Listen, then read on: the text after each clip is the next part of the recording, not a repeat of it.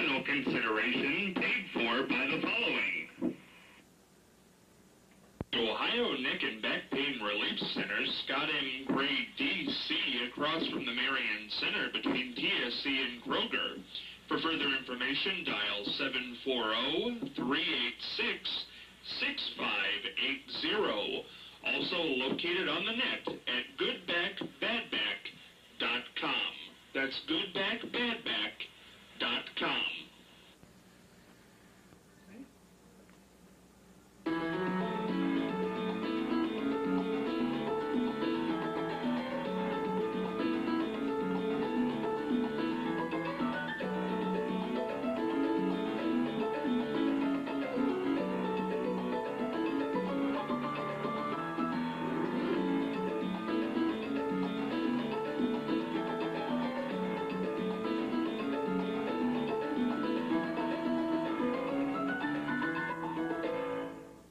Hey, Scott Spears along with you on a Thursday edition of The Exchange. Charlie Evers, Marianne Michaels, Brenda Donegan, John Hicks, Shannon O'Neill, and Martha Dousman-Macy joining us today. Don't we look nice? We look like a nice bunch. Marianne, you do look nice this week. Oh, that means I don't. You do. I never No, don't. People have said all week that you look much nicer this week. Charlie, that's what you. How come you get away with saying that and I can't? I know, it's strange, isn't it? You said Yes. what? Oh, never mind. I was trying to pay a compliment. Apparently, it didn't work too well. Listen to this, though. Yeah, the quizzer question from yesterday. Wait till you hear this answer. Why didn't the anti-pornography law passed by the Town Council of Winchester, Indiana, ever take effect? This is beautiful. The editors of the newspaper in town refused to publish it, claiming the law itself was pornographic. Under local statutes, no law could take effect until it was published in the newspaper. So it never took effect. So how about that catch-22 there?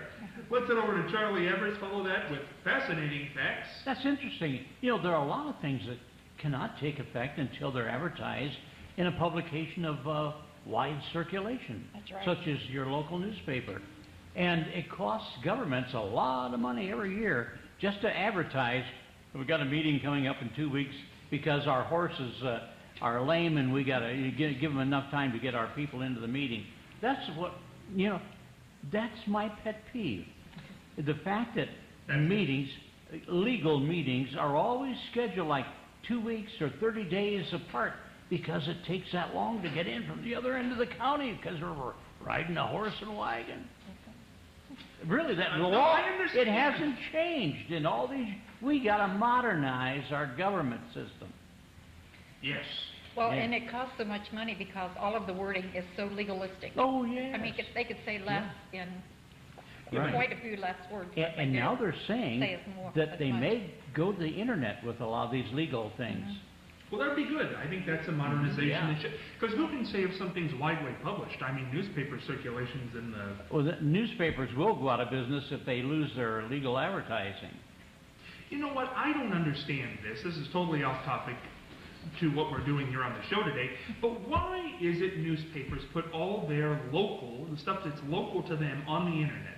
Of course you're not going to buy the paper. The internet's free. That to me seems ridiculous. Yet, but still the demand is there, and I suppose they feel they're satisfying somebody by getting it on the internet, but yet, like you say, why subscribe when you can get it free? I don't understand that. I've never understood that. There are some stories you're going to get on the net anyways, but local pieces should not be on the internet. That's just my opinion. Old people, all we look for is obituaries anyhow. That's right. Keep the obituaries out of the paper. Well, and there's only so much room that you can put on the internet, so you have to kind of pick and choose what you feel needs to be on the net versus what goes in print. The paper's down to 4 pages now, though. I think you probably... Oh, 8. It has to be 8 to run on the press. 8 front and back? Yep. Yeah. Okay. We're going to head over to Marianne. You kept quiet during that whole thing, Marianne. I can't believe it. Words of wisdom. I thought you were going to stick your 2 cents in there. Well, this is a long quote, and it's by the very famous coach Vincent Lombardi, so I'm going to read it. And this is what he says. The quality of your life is in direct proportion to your commitment to excellence, regardless of your chosen field of endeavor. And that makes a lot of sense to me. I believe that's true. And speaking of that, John Hintz won the Lombardi Trophy in 1973. Talk about, where do you keep all these awards, John? Where are they? I have a room at home that my wife put all the hardware in. It's just, we got a room dedicated for it. That's very neat. We're going to head on over to our good pal Brenda Donegan today for Brenda Donegan's Ohio, the one-tank road trip. Brenda, where are we going today? We're going to go to Zanesville, about 2 hours away from here, and I try to keep it within 2 hours if I can, but there's a couple places here in Ohio that take you maybe 3.5 to get there. But, one of the favorite quotes of people, Zanesvilleites, as you might want to call them, is several years ago, according to local legend, people would say, go to the middle of the bridge and turn left. So, do you know what I'm talking about? The Y Bridge in Zanesville. Of course, yeah. That Y Bridge has received worldwide attention. Ripley's, believe it or not, featured it several times as the only bridge in the world that you can cross and still be on the same side of the river. Mm. So basically, if you've never gone across the Y Bridge, you can go to the middle of the bridge. And you either have to go left or right. So his directions were not too far out of order there. And the first Y Bridge was opened in 1814, and it was made of wood and limestone, so it was pretty fragile beginnings, and it didn't last too long, just a little over a year. Then they rebuilt it, and that didn't last too long either. But when the second one was built, the bridge was uncovered, and all the travelers had to pay a toll to go across it, except people who were going to church and people in funeral and military processions, which I thought was kind of interesting. Yeah, that was kind of neat. Different look. So they've had many successive bridges since that time, and in 1984 they built the fifth Y Bridge, and it remains standing in use today by local residents in Zanesville to connect the city. I'm not sure how familiar you are with Zanesville, but there's the Interstate 70 that kind of splits them in half, and for people who want to get into town without having to get up on the freeway and make an exit, a lot of them use the Y Bridge. So, then the next place I would like to go is to the Longaberger Homestead. You ever been there? I've never been there. Never been there. Well, that's an all-day thing. You can't do it in a couple of hours. You really have to devote 5 or 6 hours to go to the Longaberger Homestead. They have a lot of things to offer. And when you go in there, they give you a brief history of the place, and then they take you over to where the workers are actually working and weeding baskets. And I find that quite fascinating. They seem to have a certain tension that they have to have as they pull them in place and whatever. And so then you can take a self-guided tour from there, and they have places where you can stop and hear the story about the American success of this family, and they have been successful, although recently they've had to, like everybody else, pare back because of the economy on their workers. But Jim and I were in Dresden, which is part of the Longaberger Homestead. A few years back, I have some baskets that I bought in the early 1980s. And we were so lucky that day that all of the family was there, and I had all of them signed. So I keep watching on the internet, watching to see if somebody who is really a Longaberger collector would be interested in buying them, because they're very expensive. Well, they're expensive when you first buy them, but these are worth probably about 40 times what I paid for them. Oh, I can imagine. Then. So. But once you've seen how they've made the baskets, you have the opportunity to make a little keepsake of your own to take home. So it's a good thing for kids. And the homestead has 60,000 square feet. It's really huge, and you can shop and dine there. Like I said, for as long as you want. Depends on how much of a shopper you are. Zanesville also has many cultural events and opportunities. They have the Seacrest Auditorium, which hosts a local and top-name entertainment frequently. And then they have the South Street Studio, which is mostly local talent, and Studio G, which is also a lot of local talent. I have friends who live in the Zanesville area that direct and produce a lot of local community theaters, such as we do here in Marion. And then a trip to Zanesville, of course, is not complete unless you visit one of their potteries. And most of them you can go, and they often demonstrate pottery in progress. And then they have items for sale in their gift shops. And of course, no trip can be complete without lunch. So I recommend the Lockenberger Homestead, the barn in Zanesville, or Phil's Seafood. Brenda, I love the reports. They're always great. We're going to keep on going here because we got a lot of stuff to fit in on this Thursday. We have the Evers report coming up, and Brenda Donegan, who I know is a die-hard Ohio State fan. I'm going to let her talk to John here, and while we're in a little break, and also look at this fan tape that John has brought in. Interesting stuff, and you can get it in your favorite team. How many teams licensed, John? 107. 107, so you can pretty well get anything you want. You can definitely get the Buckeyes, which is what John has brought in. I'm going to talk more about that. But before we come back with the Evers report, we're going to take a small break here. And a few days ago, I got a great chance to interview a good friend of mine, Dean of the White House Press Corps, former Dean, Helen Thomas. We talked about the debt crisis. We talked about the debt ceiling. We talked about capture of Osama bin Laden. We talked about all kinds of stuff that she hasn't talked about recently. So here you go. Here's Helen Thomas. A new segment we call From the Front Row As I See It, which we'll do from time to time whenever Helen's available. Helen, how are you? Well, I'm former. I'm not really the dean, never was, but because that's not a real title, and I'm not there anymore, so I'm secondhand view. Helen, how did that title come about, by the way? Who gave that to you? Well, I guess it was kind of a general assumption because I had the first question at news conferences. Well, and I had been at the White House since 1961 with President Kennedy. It's our loss that you aren't there anymore, and there'll never be another Helen Thomas. Helen, what... Thank God. Helen, I wanted to get your feeling on a few things that have been going on in the news recently. First, the big political fight that turned into the raising of the debt ceiling, which they eventually did. What did you make of how these politicians acted? Politics thought it was terrible, a denial of our country and its worth. I think that what was involved was national politics, anything to get Obama at any price. Now, I think the Republicans acted shamefully.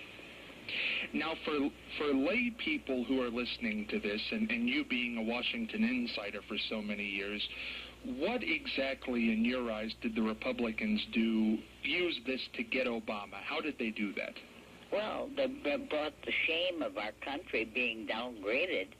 The buck stops here, and he will be blamed for all the losses of our integrity and everything else.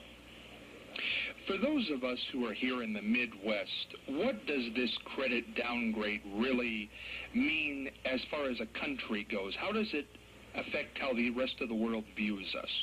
I think it says that we are no longer number one, that we're not the empire leader, and so forth. I think it is very, very bad. I don't think the average American had any other assumption except that we're on top. And some agency comes along filled with businessmen who care only about money, and they're the ones who are downgrading us. Well, we're not that. We're not downgraded, only in their eyes. We're great, and we'll always be great. If in our own eyes we're not number one, or in their eyes, where are we now? I think we are in limbo. I think that the people who are fighting to get to the White House will do anything to reduce our fame and prominence and credibility. So I think they ought to really search their souls as to who are they trying to sell out except our own country. Can we recover from this, Helen? Of course. We always have. When we got back from the Great Depression, that was the worst. Has it been this bad since the Great Depression? No. I don't think the country has been that polarized before. since World War II. In World War II, it had great unity. So the only real people who were on the other side were the conscientious objectors, and I believed in them because I think they truly had convictions. They cared enough not to go to war. Helen, if I was a betting man and I were to ask somebody, just an opinion, kind of a handicapper, who was going to win the next presidential election, who would you say at this point, I'm sure a lot of things can happen, but who would you say at this point would take it? Obama, because the Republicans have no one. They have no ideas. All they do is try to tear down. Have you heard anything concrete or positive about putting the country back together, raising our morale? No one. None of the candidates, and they are so many. I want to run through... And so awful. Well, I want to run through the top three just to get your opinion. Christine O'Donnell. Who? O'Donnell. I don't have really an opinion. I've wiped them all out. I think Obama's better than all of them. At least he cares. What do you think he cares about? Well, he certainly cares about himself, as all politicians do. But I think he would like to achieve unification of our country again, bring us together. It sounds so familiar. I don't understand how far they'll go to defeat him, and how they not know that they're destroying our country, and faith and confidence in it. Helen, why do the Republicans and people in general hate him so much? I don't think they hate him so much, but I do think there is a racial barrier there. Do you think in this country we'll ever overcome that? Absolutely. I do think having a black president is a quantum jump, quantum leap. Sure, eventually all this stuff, horror, will fade away.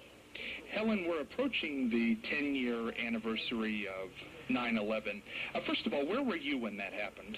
I was in my office in Washington, watching television, CNN. And what did you think? Well, I certainly didn't think it would have repercussions of 10-year war. All the people in 9/11 died. Those the culprits or whatever. So I think it's been horrifying. I mean, who's going to pay the price? Innocent people, and they did. Do you think we're safer today than we were then from terrorism? Yes, in a way. I don't think they're as viable, but I think the price is so high. In an interview with National Geographic that's going to air at the end of this month, President Bush gave his thoughts on the day 9/11 happened, September 11th, 2011. He was in a classroom in Florida, and he said the reason he waited 12 minutes to do anything was because he didn't want to cause panic. Do you believe that? For President Obama? For Bush. Oh, for Bush? Yes. Yes, I think he was unaware of the repercussions. I do think he probably didn't want to cause the panic, but at the same time he caused the horror of it all. How did he do that, Helen? He built up such a hostility. 9/11, everyone died who was involved. So what do? Carry on a war? Kill thousands and thousands upon thousands for 10 years, including our own people? What kind of stuff is that? Why would you do that? I mean, have you no sense of history or who's involved or who has to pay the price? You know, Helen, I haven't talked to you since then, and it just came into my mind. What did you make of the capture of Osama bin Laden? Well, I thought that he should have been captured, not killed. And why is that? Because we would have heard his story, and he would have been given his just result, not just be shot by a Navy SEAL and killed and leaving lots of questions. I think we should learn from our horrors. I think a lot of people would agree with you on that. Last thing I want to touch on here before I let you go, Helen, we lost First Lady Betty Ford. What were your thoughts on Betty Ford? I loved her. I thought that she was the most honest first lady that ever lived in the White House. She called them as she saw them. She wasn't afraid to say that she had been attached to drugs and was an alcoholic. She was always sure that people would be forgiving, and she was right. Helen, you go to a lot of parties and went to a lot of parties in Washington. Was there ever a personal experience with Betty Ford that we didn't see that you'd like to share? Well, there wouldn't be at parties. I loved her because of her honesty, and she was so candid. When someone said, when she was interviewed, that what if your daughter had an affair? She was 18 years old. She said, I wouldn't be a bit surprised. When we used to tell her about President Ford falling over himself, being so awkward, she said, so what else is new? I mean, she was a true Midwestern great lady. Classy One woman. of the best. Classy woman. Helen, it's always a pleasure to speak with you. You're there are no words to describe your experience and your forthrightness, which I think we all appreciate. It's kind of refreshing. Well, when you reach my age, you have to be honest. Where else to do? Where else to go? Well, Helen also recently celebrated a birthday. Happy belated birthday, Helen. Thank you. Take care and stay well. Thank you. Scott Spears with the former Dean of the White House Press Corps, Helen Thomas. Ooh, I tell you, when Helen's on the air, Mary Ann, you never know where it's going to come from. She's an honest lady, though. She gives her honest opinions, is what she does. We're going to head now over to another guy who gives his honest opinions, who's going to do that now. He's Charlie Evers with the Evers Report. Charlie? Well, last week I think I mentioned the fact that there are so many TV programs on that imitate one another. The Survivor was the original Survivor type, and it's been followed by many others, The Race, The Great Race, and everything else. But television programs in the summertime usually are repeats of those in the winter, and that's what really gets me. I was watching a program the other day, and I didn't know it was a repeat until the lady, who was a rather nice-looking lady, she says, I was walking down the street, and these men yelled at me, woohoo! And she said, I turned around, and when I turned around to look at them, they said, oh, we're sorry, lady, indicating that they thought she was younger from behind than she was otherwise. But that's typical of us men, you know. I mean, gosh, you can't put us down for that. But I wanted to comment, too. Brenda talked about Zanesville the other day, and I was in Zanesville, spent a 24-hour time there several years ago, splitting shingles. And at that particular thing, I was representing 29 of our Appalachian counties in Ohio and all the things available for them. But I met two pilots. One was bragging about flying under one of the bridges. I don't think it was the Y Bridge. I think it was a railroad bridge in Zanesville. And he managed to escape identity. And then the other man, the other pilot, who apparently was very good, flew through the handles of the Longaberger Basket. And that's the big office building just east of Newark. And he flew right through the handles safely. Oh, boy. There have been some great pilots in the past, skillful men. Where are they today? Do we have anybody doing anything like that? I don't think so. I think, things have settled down so much. I want to see some more barnstormers and people doing things like at the State Fair. It's so quiet. You don't hear anything about the State Fair anymore. But when that guy from Willard was the manager, man, he had it in the news every day. So what happened to the State Fair? It just comes and goes. That's my report. That's enough for today. That was good, Charlie. I appreciated that. I saw that thing on the women looking. I saw that repeat. Oh, you did? You saw it? I saw that repeat. It's a show that claims to be live. I saw that. And now, Charlie, you should watch USA, because they have very nice summer programming. Really, I don't get cable. Oh, that's I'm live off my antenna. Yeah. Brenda, before we get on out of here on this Thursday, like I said before we went to break, great Ohio State fan, reporter. You have any questions for John? Can't think of a question, but I have a comment. You said you have all your hardware in your home. Mm-hmm. And the younger generation, as we well know, dispose of many of their pieces of memorabilia. So why was it more important to you than it is to this younger generation? Well, I have my own thoughts on that. Today's younger generation has too much to begin with and wanted more. I had a chance to speak to Terrell Pryor, and it's a different maturity. Sure. Where we didn't have ESPN and we didn't have everyone running around telling us how great we were, because Woody said that's when you get knocked off. You know, we had to fight Michigan. I mean, it was a battle. It was you knew after. I mean, you had a battle to be the Big Ten champion. You know, Bo Schembechler was Woody's. You know, he was Woody's protege, and they were Michigan was tough. You know, these guys pretty well handled them, and there was a lack of appreciation on how tough it really is. Because I was at a meeting with them guys, these players, and they said it was easy to win the title. And I know we won 3. We were the first to win like 3 in a row, and it was pretty hard. So, like I said, I spent some time with Terrell Pryor, and I said to him, I said, you know, Terrell, you're going to be 60, and you're going to wish you had these. You're going to look back at time, and you're going to appreciate this time more than anything, because, you know, 21, 22, it was just, it wasn't that much of a happening for him, you know. That was a great question, Brent. I wish I would ask that question. That was perfect. Do want to get the quiz question in before we go.